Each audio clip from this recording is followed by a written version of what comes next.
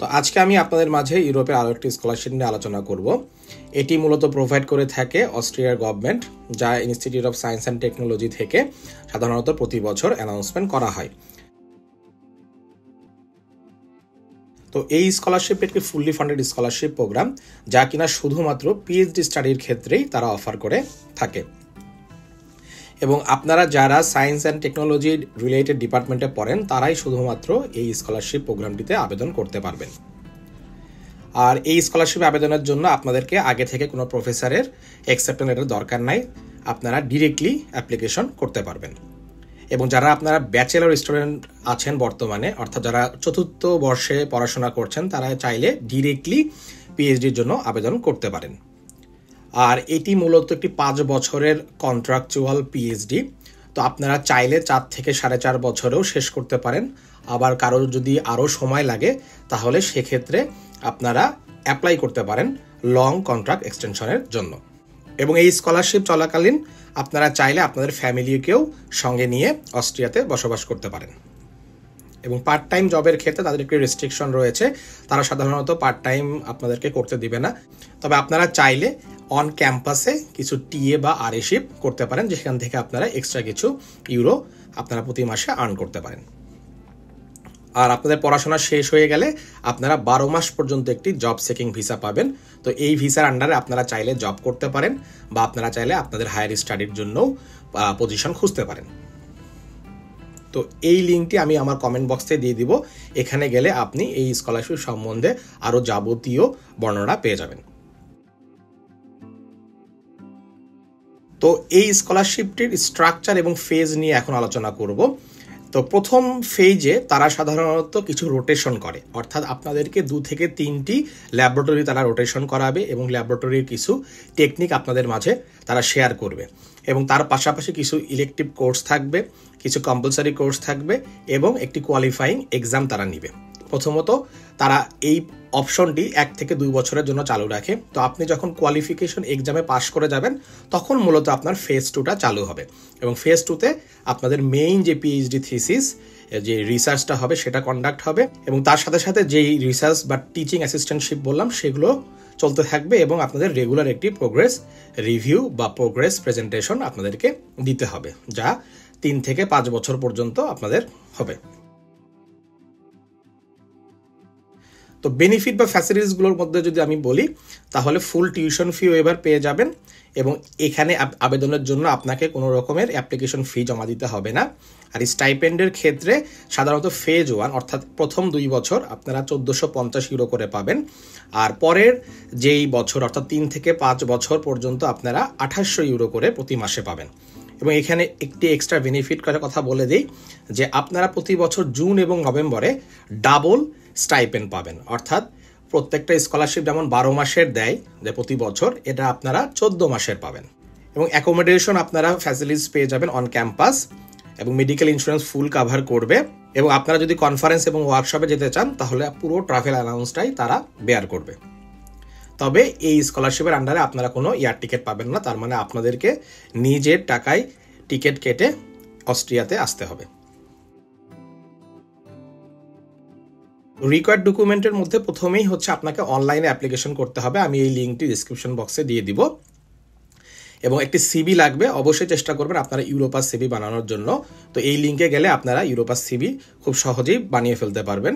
Bachelor অথবা masters যদি দুটোই আপনাদের থাকে তাহলে সেগুলোর সার্টিফিকেট এবং ট্রান্সক্রিপ্ট দরকার হবে। একটি স্ট্রং এসওপি আপনাদের লাগবে এবং এই এসওপির উপরে নির্ভর করবে যে আপনি এই স্কলারশিপটি পাবেন কি না।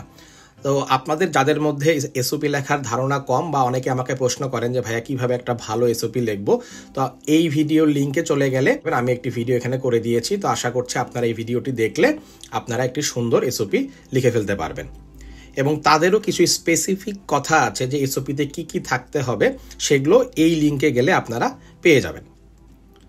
এবং 3টি রিকমেন্ডেশন লেটার লাগবে। সো আপনারা যেখানে ব্যাচেলর বা মাস্টার্স করেছেন সেখান থেকে আপনার কোনো প্রফেসর বা অ্যাসোসিয়েট প্রফেসরের কাছ থেকে এই লেটারগুলো নিয়ে নেবেন। তো ল্যাঙ্গুয়েজ প্রফিসিয়েন্সি টেস্ট তাদের কাছে ম্যান্ডেটরি না, আপনি মিডিয়াম অফ ইনস্ট্রাকশন দিয়েও আবেদন করতে পারেন। তবে আপনারা যদি আইএলটিএস বা টোফেলের স্কোর দিতে পারেন তাহলে আপনাদের আবেদনের যে স্ক্রিনিং প্রসিডিউরটা আছে সেটি অনেক ভালো হবে এবং আপনাদের স্কলারশিপ পাওয়ার চান্স অনেক গুণ বেড়ে যাবে। পাশাপাশি যদি আপনাদের অন্যান্য কিছু যেমন অ্যাওয়ার্ড বা অ্যাচিভমেন্ট থাকে বা পাবলিকেশন থাকে তাহলে অবশ্যই এগুলো আপনারা অনলাইনে ফর্ম ফিল আপের সময় পূরণ করে দিবেন। তো অ্যাপ্লিকেশন টাইমলাইনের কথা যদি বলি তাহলে তারা সাধারণত এটা ওপেন করে সেকেন্ড হাফ অফ অক্টোবর প্রতি বছরের এবং যার ডেডলাইন থাকে জানুয়ারির 8 পর্যন্ত। তো এই বছরের জন্য 2025 জানুয়ারি 8-এ তারা আবেদন ক্লোজ করে নিবে। তারা প্রিলিমিনারি সিলেকশন শুরু করে দেয় ফেব্রুয়ারি মাসে এবং তারা আপনাদেরকে একটি ভাইবা নিবে। এটি সাধারণত লেট ফেব্রুয়ারি থেকে মিড মার্চের মধ্যে হয়ে থাকবে এবং তারপরে ভাইবা শেষ করলে আপনাদেরকে তারা একটি ফাইনাল সিলেকশন মিটিং করে আপনাদেরকে সেই রেজাল্টটা জানিয়ে দিবে এবং যারা যারা আপনারা সিলেক্টেড হবেন তাদের কাছে তারা একটি অফার লেটার পাঠিয়ে দিবে এবং সেটার আপনাদেরকে অবশ্যই 15 এপ্রিলের মধ্যে অ্যাকসেপ্ট করতে হবে যে আপনি এই স্কলারশিপে আসবেন কিনা। তারপরে তারা ভিসা প্রসেসিংয়ে চলে যাবে এবং সবকিছু ঠিকঠাক থাকলে আপনারা সেপ্টেম্বর মাসে অস্ট্রিয়াতে গিয়ে এই প্রোগ্রামের সঙ্গে যুক্ত হবেন। তো এই লিঙ্কটিতে চলে গেলে আপনারা আরও বিস্তারিত এই টাইমলাইন এবং প্রসেস সম্বন্ধে জেনে যাবেন।